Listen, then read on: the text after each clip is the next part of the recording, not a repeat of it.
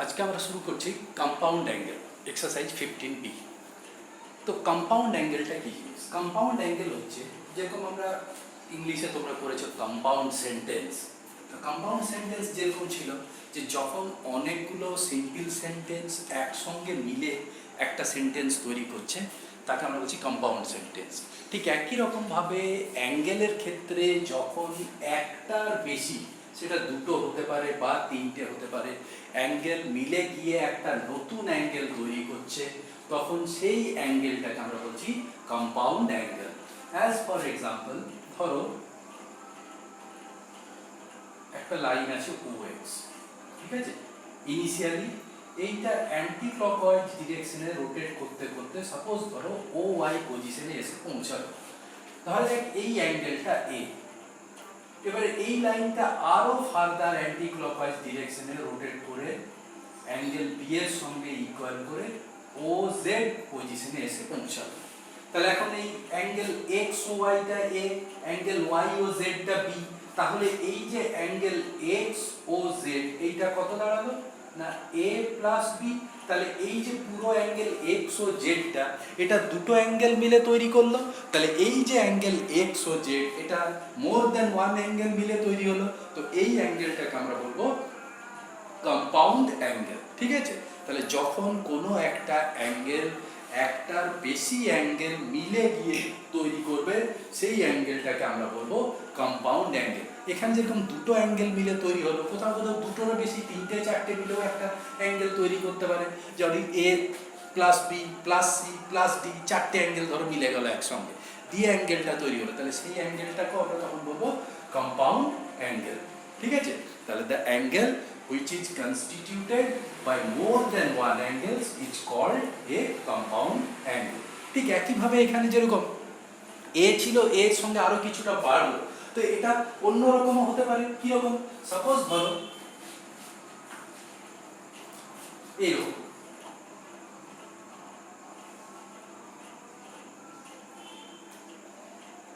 এই অ্যাঙ্গেলটা ছিল A। এবারে এই OY লাইনটা কি হলো, ক্লকওয়াইজ সেন্সে কিছুটা রোটেট করে অ্যাঙ্গেল B এর সমান করে এসে পৌঁছালো OZ পজিশনে। তাহলে এই যে অ্যাঙ্গেল Y ও Z এটা B, তাহলে এখন এই অ্যাঙ্গেল X ও Z টা কত দাঁড়ালো? তাহলে এখন X ও Z অ্যাঙ্গেলটা দাঁড়ালো, আগে ছিল A, তার থেকে B কমে গেল, তাহলে A মাইনাস B। তাহলে এইভাবেও তৈরি হতে পারে অ্যাঙ্গেলটা। তাহলে এখানেও দেখতে পাচ্ছি দুটো অ্যাঙ্গেল মিলেই তৈরি হলো, তাহলে A আর B দুটো মিলে গিয়ে এখানে আরেকটা অ্যাঙ্গেল তৈরি করলো, আলাদা অ্যাঙ্গেল A মাইনাস B। তাহলে এই অ্যাঙ্গেলটাও আমাদের কম্পাউন্ড অ্যাঙ্গেল। তাহলে সবসময় যে প্লাস করে থাকবে দুটো বা তার বেশি অ্যাঙ্গেল, নাও হতে পারে, মাইনাস ফর্মেও থাকতে পারে, আবার কিছু বাড়লো তারপর আবার কিছুটা কমলো, এরকম হতে পারে। অর্থাৎ প্লাস মাইনাস দু রকমেরই ব্যাপার আসতে পারে। তাহলে যাই হোক, এই জাতীয় অ্যাঙ্গেলগুলো যেগুলো একটার বেশি অ্যাঙ্গেল নিয়ে তৈরি হয় তাদেরকে আমরা বলবো কম্পাউন্ড অ্যাঙ্গেল। ওকে, তাহলে এটা গেল আমাদের কম্পাউন্ড অ্যাঙ্গেল কাকে বলে সেই জিনিসটা।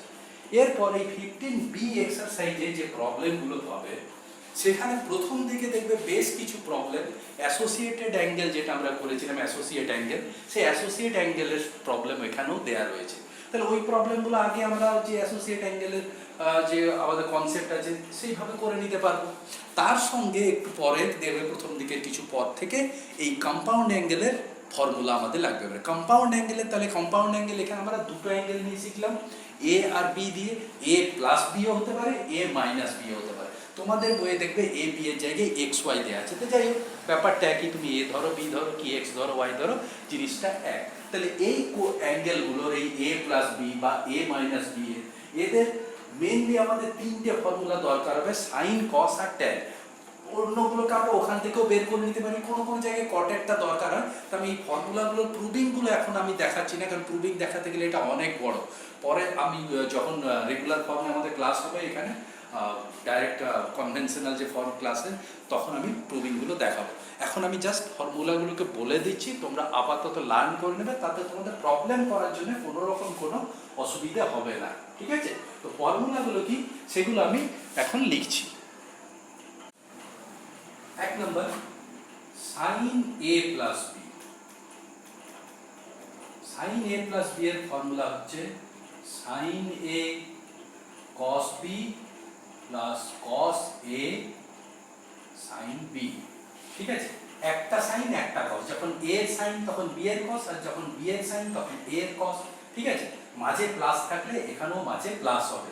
ঠিক আছে, আর যদি মাঝে মাইনাস হয় তাহলে এটাও মাইনাস। তাহলে সাইন এ প্লাস বি এর ফর্মুলা হচ্ছে সাইন এ কস বি প্লাস কস এ সাইন বি। এ মাইনাস বি হলে মাঝে সাইনটা মাইনাস হয়ে যাবে, এটা গেল সাইন এ। ঠিক একই রকম ভাবে যখন কসের ফর্মুলা করবো আমরা কস এ প্লাস বি, তখন কি হবে না কস এ প্লাস বি এর ফর্মুলা হচ্ছে কস এ কস বি মাইনাস সাইন এ সাইন বি। তো এখানে দেখো একটু চেঞ্জ হয়ে গেল, কিরকম না এখানে প্রথমে দুটোই কস তারপর দুটোই সাইন। ঠিক আছে, আর এদিকে যদি প্লাস থাকে এদিকে মাইনাস হবে, তাহলে বোঝাই যাচ্ছে যে এদিকে যদি মাইনাস হয় তাহলে এদিকে প্লাস। তাহলে cos a প্লাস b এর ফর্মুলা হচ্ছে cos a cos b minus sin a sin b, আর cos a মাইনাস b এর ফর্মুলা হবে cos a cos b plus sin a sin b। অর্থাৎ বাঁ দিকে প্লাস হলে ডান দিকে মাইনাস, বাঁ দিকে মাইনাস হলে ডান দিকে প্লাস, এটা গেল sin আর cos এ। ঠিক একই রকম ভাবে tan a প্লাস b এর ফর্মুলাটা কি হবে না tan a প্লাস b কে আমরা actually sin a plus b by cos a plus b ফর্মে লেখা হয়, তারপর cos দিয়ে ডিভাইড করে ওটাকে tan এ কনভার্ট করা হয়। আলটিমেটলি কি দাঁড়াবে না tan a প্লাস b এর ফর্মুলা হবে tan a plus tan b divided by 1 minus tan a tan b। আর যদি এদিকে মাইনাস হয় তাহলে বুঝতে পারছো এদিকে সাইনটা যদি রিভার্স হয় তাহলে ওদিকে সাইনগুলো রিভার্স হয়ে যাবে। তাহলে ঠিক একই রকম ভাবে tan a মাইনাস b টা কত দাঁড়াবে না tan a মাইনাস b টা হবে তাহলে tan a minus tan b by 1 plus tan a tan b। এটা হলো tan a মাইনাস b এর ফর্মুলা। আরেকটা যেটা কটেরটা দরকার যদি হয় কোথাও cot a plus b, cot a plus b হবে cot a cot b minus 1 by cot b plus cot a। আর cot a minus b, cot a minus b এর ফর্মুলা হবে cot a cot b plus 1 divided by cot b minus cot a। ঠিক আছে, তাহলে cot a plus b এর formula হচ্ছে cot a cot b minus 1 by cot b plus cot a। cot a minus b টা হবে cot a cot b plus 1 by cot b minus cot a। ঠিক আছে, তো এই কটা formula দিয়েই আমাদের পুরো এক্সারসাইজটা। অ্যাকচুয়ালি কম্পাউন্ড অ্যাঙ্গেলের দুটো পার্ট, এটা আমরা আজকে যেটা করছি এটা হচ্ছে আমাদের কম্পাউন্ড অ্যাঙ্গেলের ফার্স্ট পার্ট। এরপর আরো কিছু ফর্মুলা দিয়ে আটখানা আরো ফর্মুলা আছে, সেই আটটা ফর্মুলার উপরে কম্পাউন্ড অ্যাঙ্গেলের সেকেন্ড এক্সারসাইজ হবে, সেকেন্ড পার্টের পরের এক্সারসাইজটা। ঠিক আছে, তো আপাতত আমরা এই এক্সারসাইজের প্রবলেমগুলো এবারে ডিসকাস করি। এটা 3 পার্ট 1 আর 2 এর প্রবলেমগুলো অ্যাসোসিয়েট অ্যাঙ্গেলের প্রবলেম দেয়া আছে, যেগুলো তোমরা অলরেডি অনেক করেছো আগের এক্সারসাইজে, ওইগুলো আবার এখানে কিছু দেয়া আছে, আগের মতো করে ওগুলো করে নিয়ে ওগুলো আর আমি এখানে ডিসকাস করছি না। ঠিক আছে, যাই এটা আমাদেরকে প্রুভ করতে দিয়েছে যে sin 80 cos 20 minus cos 80 sin 20 equal to √3/2। তো কিভাবে করব, তা প্রথমে ধরো LHS টা লিখে নিলাম। এবার দেখো এইটাকে যদি আমরা যে ফর্মুলাগুলো শিখলাম একটু আগে তার সঙ্গে কম্পেয়ার করি, এই 80 ডিগ্রিটাকে সাপোজ ধরো 80 ডিগ্রিটাকে আমরা ধরে নিলাম a আর 20 ডিগ্রিটাকে ধরে নিলাম b। তাহলে কি দাঁড়াচ্ছে ফর্মুলাটা sin a cos b minus cos a sin b। আমরা একটু আগেই শিখলাম যে এটা হচ্ছে sin a মাইনাস b এর ফর্মুলা। তাহলে সেই অনুযায়ী এটা হওয়ার কথা sin 80 ডিগ্রি মাইনাস 20 ডিগ্রি। তো sin 80 ডিগ্রি মাইনাস 20 ডিগ্রি মানে sin 60 ডিগ্রি। আমরা sin 60 এর ভ্যালু জানি কি √3/2, তাহলে হয়ে গেল প্রুভিং √3/2। তাহলে দেখতেই পাচ্ছ প্রবলেমগুলো খুবই ইজি। ঠিক আছে, আরো একটা প্রবলেম নেওয়া যায়, এটা 3 পার্ট 5। এখানে দেখো এখানে আমরা এক কাজ করি 130 ডিগ্রিটাকে a ধরে নিচ্ছি আর 40 ডিগ্রিটাকে b।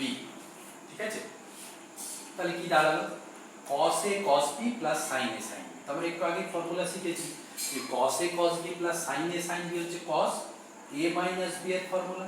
That means cos 130 degree minus 40 degree, that is cos 90 degree. আমরা জানি cos 90 এর ভ্যালু কত 0, তাহলে হয়ে গেল প্রুভিং 0।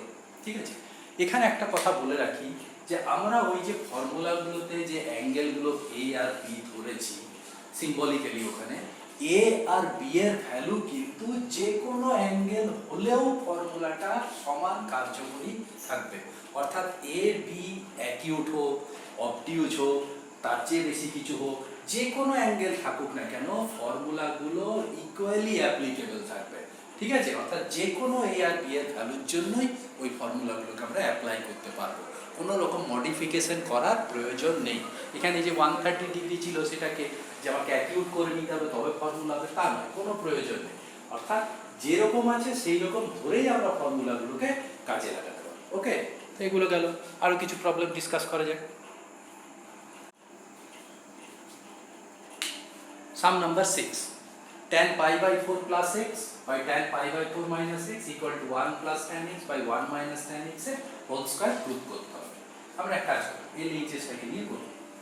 ঠিক আছে, উপরে পাই বাই 4 টাকে a আর x টাকে b ধরে tan a plus b এর ফর্মুলায় এক্সপ্যান্ড করছি। তাহলে tan pi by 4 plus tan x by 1 minus tan pi by 4 into tan x divided by tan pi by 4 minus tan x by 1 plus tan pi by 4 into tan x. pi by 4 মানে 45 degree, tan 45 degree হচ্ছে 1, উপরেরটা হয়ে গেল 1 plus tan x by 1 minus tan x। নিচে ডিভাইডটাকে আমি multiply করে দিচ্ছি, তাহলে এটা রেসিপ্রোকাল হয়ে যাবে, উপরে চলে যাবে 1 plus tan x, নিচে থাকবে 1 minus tan x। তাহলে কি দাঁড়ালো 1 plus tan x into 1 plus tan x, তার মানে 1 plus tan x এর হোল স্কয়ার, নিচে 1 minus tan x into 1 minus tan x, তার মানে 1 minus tan x এর হোল স্কয়ার। তো দুটোই হোল স্কয়ার আছে, চাইলে আমরা একসঙ্গে লিখে বাইরের স্কয়ারটা দিয়ে দিতে পারি। ঠিক আছে, তাহলে এইটা হলো আমাদের প্রুভিংটা। তাহলে জাস্ট ফর্মুলাগুলোকে মনে রাখলেই প্রবলেমগুলো হয়ে যাবে, কোনো রকম কোনো ডিফিকাল্টি এখনো পর্যন্ত আমরা দেখলাম না। ঠিক আছে, চলো আরও এক দুটো প্রবলেম নেওয়া যায়। তাহলে প্রথম কাজ হচ্ছে আমাদের ফর্মুলাগুলোকে ভালো করে লার্ন করে নেওয়া। ফর্মুলাগুলো মুখস্থ হয়ে গেলেই প্রবলেমগুলো অটোমেটিক্যালি খুব সহজ হয়ে যাবে। Okay, next problem 8.1 cos 15 degree minus sine 15 degree equal to 1/√2 prove করতে হবে। তো এটা কিভাবে করব? এখানে তো ওই ফর্মুলাটা ডাইরেক্ট লাগানোর স্কোপ নেই বাঁ দিকটাতে, লেফট সাইডটাতে, তাহলে এইটাকে আমাদেরকে একটু অ্যাডজাস্ট করে দিতে হবে। ঠিক আছে, কিভাবে? একটু রিঅ্যারেঞ্জ করছি। এখানে একটা √2 আমরা কমন নিচ্ছি, √2 তো নেই, কমন কি করে নেব? তাহলে √2 যেহেতু নেই কিন্তু আমরা কমন নিচ্ছি, তাহলে ওইটাকে ব্যালেন্স করার জন্য ভেতরে একটা 1/√2 এখানে লাগবে, এখানেও তাই।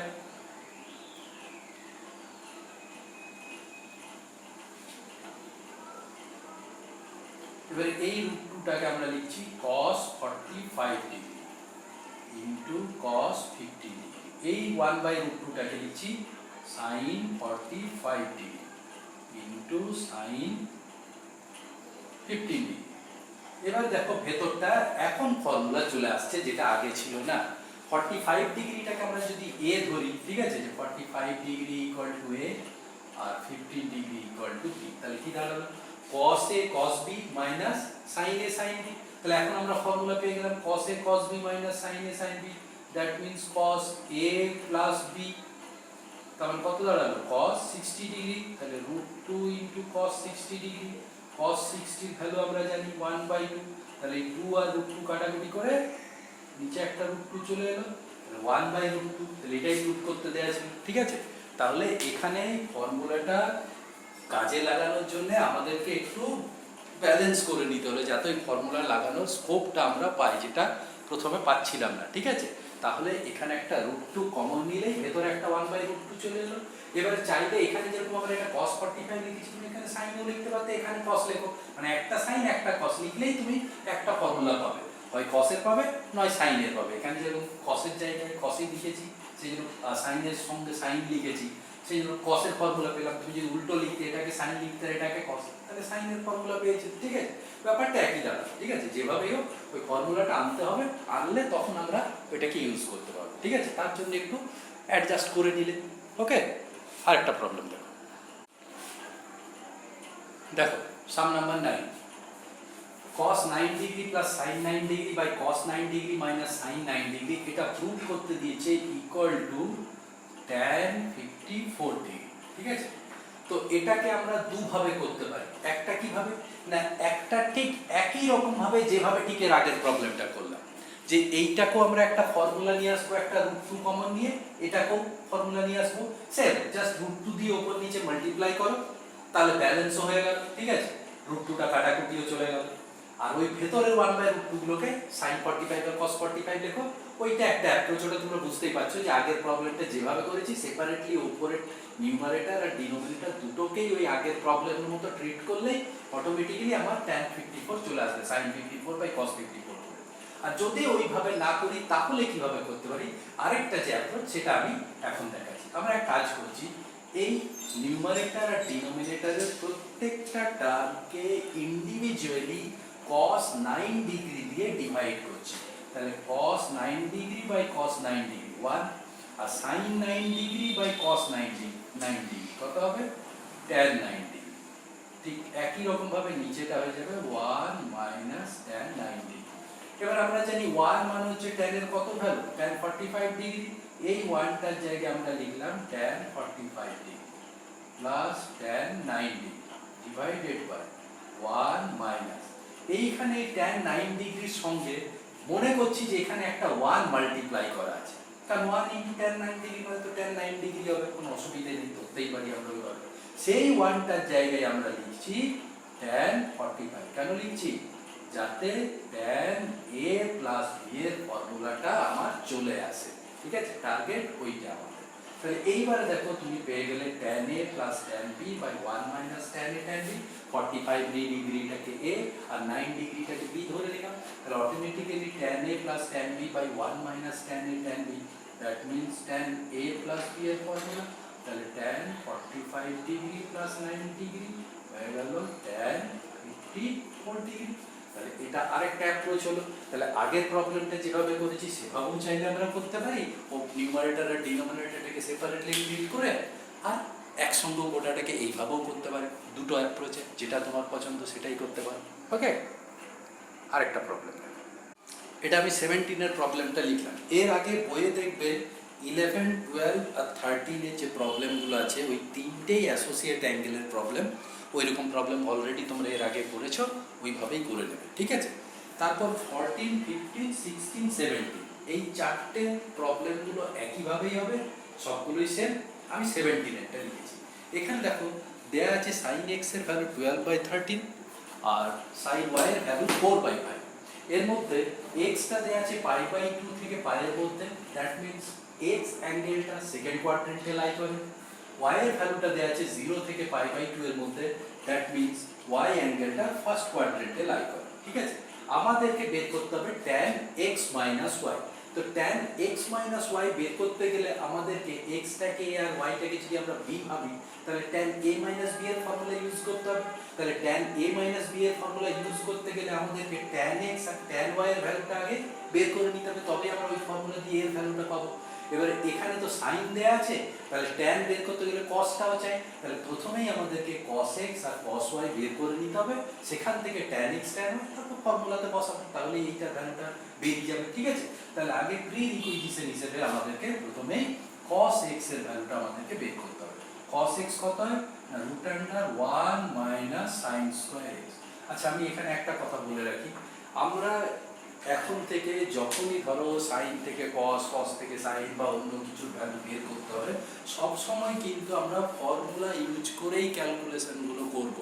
কখনোই ওই ক্লাস 10 এর মতো ওই পারপেন্ডিকুলার বেস হাইপোটেনিউজ করে ট্রায়াঙ্গেল এঁকে ডিরাইভ করতে যাব না কোনো ভ্যালু, তাহলে ভুল হয়ে যাবে। কেন ভুল হবে না, আমরা এখন অ্যাসোসিয়েট অ্যাঙ্গেল শেখার পর দেখেছি যে অ্যাঙ্গেলের ভ্যালুটা যা খুশি হতে পারে।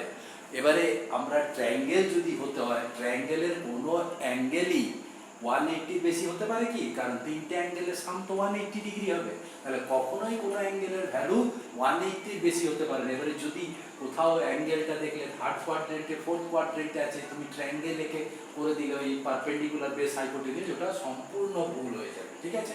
ওই জন্য ওই ঝামেলাতে আমরা যাবই না। যা প্রবলেম যখন যা ভ্যালু দরকার থ্রু ফর্মুলা মুভ করবো, কখনো ওই ট্রায়াঙ্গেল লিখে করবো। ওকে, তো cos x এর ফর্মুলা হচ্ছে √1 - sin স্কয়ার x। এবারে x টা তো আছে সেকেন্ড কোয়াড্রেন্টে, তাহলে cos এর ভ্যালুটা নেগেটিভ হবে, তাহলে আগে একটা মাইনাস, এবারে ভ্যালুটা বসাই। sin x হচ্ছে 12/13 স্কয়ার করলে 144/169, আগে মাইনাস, তাহলে ভ্যালুটা এলো 25 মিন্স মাইনাস 5/13।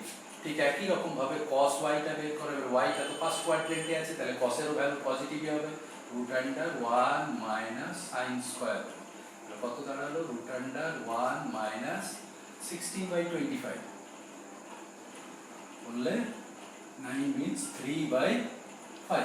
therefore এবার cos x cos y চলে এলো, তাহলে therefore আমরা বের করে নেব tan x আর tan y।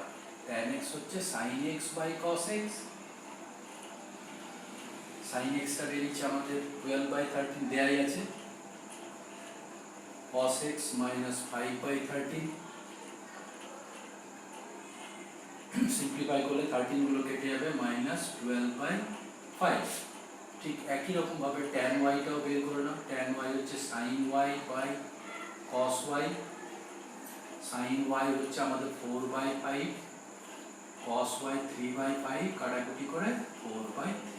এইবারে tan x - y এর ভ্যালুটা প্রথমে ফর্মুলাটা লিখব, tan x - tan y by 1 plus tan x into tan y। ভ্যালুগুলো বসাও। tan x আমাদের বেরিয়েছে কত? -12/5 minus tan y, tan y হচ্ছে -4/3, 1 plus tan x, tan x হচ্ছে -12/5 into tan y, tan y হচ্ছে 4/3। এবার এটাকে সিম্পলিফাই করো, উপরে তাহলে এলসিএম হবে 5 আর 3 15, এটা 3 into 12 হয় 36, এটা 5 into 4 plus 20, কারণ মাইনাসটা তো কমন নিয়ে নিয়েছি আমরা, আর এখানে 1 মাইনাস, এখানে কাটাকুটি করলে তোমার 3 আর 4 কেটে 12 কেটে 4, 4 into 4 16/5।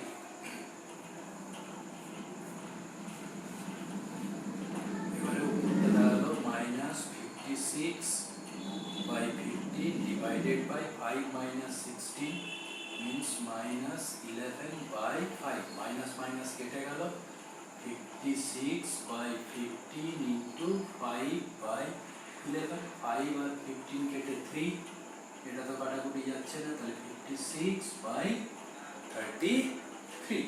তাহলে এইটা হচ্ছে আমাদের অ্যান্সার। ঠিক আছে, তাহলে এখানে প্রথমেই যেহেতু ভ্যালুটা তোমাকে tan এর বের করতে দিয়েছে আর সাইন গুলো দেয়া আছে, আগে আমাদেরকে cos গুলো বের করে নিতে হবে। cos গুলো বের করে নেওয়ার পর আমরা তারপর সাইন এর ভ্যালুটা, tan এর ভ্যালুটা ক্যালকুলেট করতে পারবো। ঠিক আছে, tan x tan y বের করে নেবো, তারপর ইউজুয়াল প্রসিডিওর যা সেই অনুযায়ী। ওকে, তাহলে এটা হলো এক রকমের প্রবলেম। এবার আরেকটা প্রবলেম ডিসকাস করি। 20 part 2, 20তে দেখবে এই টাইপের তিনটে প্রবলেম আছে, আমি একটা ডিসকাস করছি। তো এখানে দেখো প্রুভ করতে হবে 2 cos 5π/12 into cos π/12 equal to 1/2। এবার আমি লেফট সাইডটা নিচ্ছি, π/12 মানে কত? π/12 মানে হয়ে গেল তোমার 15 ডিগ্রি। ঠিক আছে, আর 5π/12 তার মানে দাঁড়ালো 75 ডিগ্রি, সামনে একটা 2 আছে। তাহলে এইখানে আমরা এইখানে যে কটা ফর্মুলা আমাদের আছে সেখানে এইরকম কোনো ফর্মুলা নেই। অ্যাকচুয়ালি এই প্রবলেমটা এর পরের এক্সারসাইজে এখানে যেভাবে বইয়ে চলে এসছে সেই জন্য আমিও বলছি। তো এইটাকে আমরা করবো কীভাবে না, এখানে 2 আছে তো আমরা এটাকে দুটো পার্ট করে দিচ্ছি, cos 5π/12 into cos π/12 প্লাস আরেকটা করছি cos 5π/12 into cos π/, দুটো ছিল, দুটোকে আলাদা। এইবারে কি করছি না, এই অ্যাঙ্গেলটাকে এ আর এইটাকে B, cos a cos b।